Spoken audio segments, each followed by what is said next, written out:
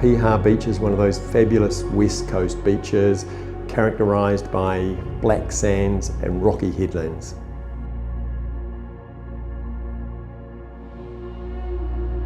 We were approached by the North Piha Surf Club to design their new club rooms. And partway through the project, they said, we've got a more urgent need, and that's, could you do a little design for a new tower? My name is Crosson, Design Director of Crosson Architects, and me, along with Jerome Buckwell and Sam Knight in our office, we're very privileged to work on Te Pai for the North Piha Surf Lifesaving Club.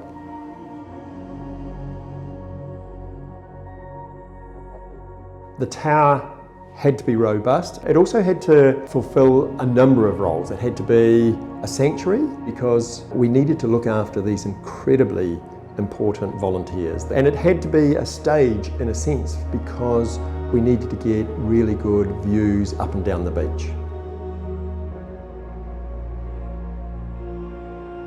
So we conceived this tower as a little cylindrical unit that responded a little bit to the undulating soft curves of the beach and the sand dunes.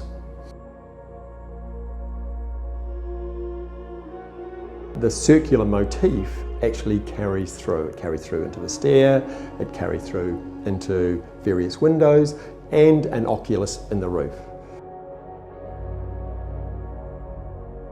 Very early on, we decided that the building had to be concrete. We wanted it to be relatively cost effective, and so we decided on a series of prefabricated concrete forms.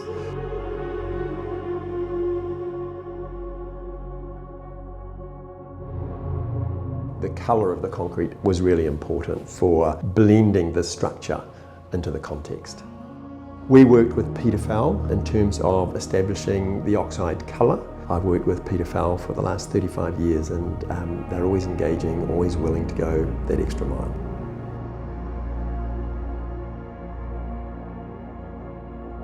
There was an extraordinary effort from a lot of players to get this tower where it is today. The club are an extraordinary group of volunteers, and within the community there's an amazing amount of support as well.